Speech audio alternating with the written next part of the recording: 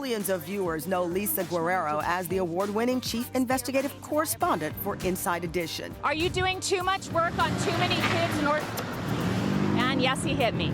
But in 2003, the former NFL cheerleader turned sportscaster was a co-host on Fox's Best Damn Sports Show when she was offered the highly coveted job as sideline reporter for Monday Night Football, which had an audience at the time of over 15 million viewers a week. Fearing she was unqualified, Lisa says she had to be convinced to take the job. But during her first game on the job, she mistakenly called a player a former teammate when they were still a member of the team. By all accounts, a minor flub, but a flood of criticism followed. After a year on the job, Lisa was let go. She said it left her feeling humiliated and depressed. But after a life-altering phone call with her father, Lisa found the will to pick herself up, reinvent her career, and now, nearly 2 decades later, she's sharing her incredible story of perseverance for the first time ever. Lisa Guerrero joins us now for a daytime exclusive from her home in Los Angeles, California. Lisa, thank you so much for joining us. It's interesting, there's no football-themed show here, but we had Cordell Stewart on, and we know your story as a sideline reporter. I asked Cordell this question: why now? Why do you want to share this story now? Tamron, thanks for having me on to talk about this. And this is a very painful experience that I'm dredging up. And I have been writing about my experiences as a sports broadcaster turned investigative reporter. As I've been writing my book, Between a Jock and a Hard Place, I kept stopping at the chapter about Monday Night Football. I couldn't finish it because it created such anxiety and painful memories that I was having a hard time putting to paper how I felt.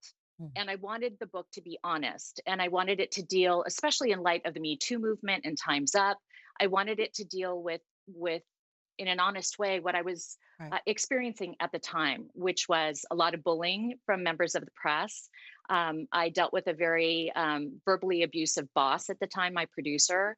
And I really struggled that season. I want to take you, but I would like, Lisa, because before we get to what you experienced, I think people should understand where it started for you in many ways. You started because you think the focus of it anyway started because you had been a former cheerleader, and that was right before you got hired. But you also did a men's magazine, and that rubbed people, unbeknownst to you, the wrong way. So much so that they ignored that you'd worked in sports before and just went to these other points of your life to judge you.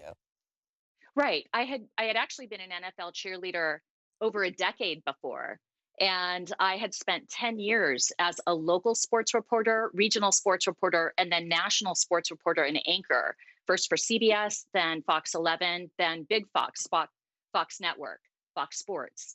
So I had spent a lot of time as a sportscaster honing my crafts, doing huge sit-down interviews with Barry Bonds, Shaquille O'Neal, Alex Rodriguez. So by the time I was hired on Monday Night Football, I had had a lot of experience as a sportscaster. But the narrative around them hiring me was they handed some cheerleader a microphone for the sidelines, ignoring the 10 years in between. Right, and you use the word now that I don't think people were using a lot then, the phrase, I should say, slut-shaming. And that's what you call what was happening to you at the time as you understand it now. Correct, because I had been a former model, I had been a cheerleader, I had posed in the past for Maxim magazine. And so I think a lot of the people that were ready to criticize me said, okay, she flubbed, she made a mistake. I called somebody a former teammate and immediately corrected myself, said current teammate. And the storyline was former Jets players turned Redskins players. So there was a narrative throughout the game, and I had 7 or 8 reports throughout the game calling them the Jetskins, former Jets turned Redskins, former Redskins turned Jets. And that was the storyline. So at the end of the game, I said, your former teammate, and then I immediately corrected it, your current teammate. And that was the whole point of the game. They had switched, 7 players had switched teams. Right. And listen, first of all, I feel like you feel the need to still explain it. It was a minor mistake, whatever it was, and the reaction to it was not just. Some of the things that people said at the time, we looked up this story, it couldn't believe the headlines and the comments. One of them was, it's too bad the camera can't also add 10 IQ points. to Guerrero. I mean, the brutality of it and the escalation of it. What was your support system like around you? I, I didn't have much of a support system at the time. I, I didn't have any female friends in the business. I would have loved to have had, somebody reach out to me and say, it looks like you're struggling. Can I help you? Or, you can talk to me, which is why I do that now to young reporters. But I didn't have a support system in the business. What I did have is a really great relationship with my dad, who was the reason I got into sports. My mom died when I was 8, and he raised me and got me into sports young, and we spoke the language of sports together. Mm. So I was able to talk to him about what was going on. And, my fiance at the time, I was able to talk to him about it. But I felt very lonely. Yeah. And I felt like I had a spotlight on me that was very harsh and very brutal. Yeah. And And very I was unforgiving, it deeply sounds. hurt. Yeah, I know. Correct. You mentioned the producer. We should make the point that the producer of Monday Night Football, the executive producer, Fred Godelli, he released a statement. He said, "I like Lisa. I did my best to support and encourage her.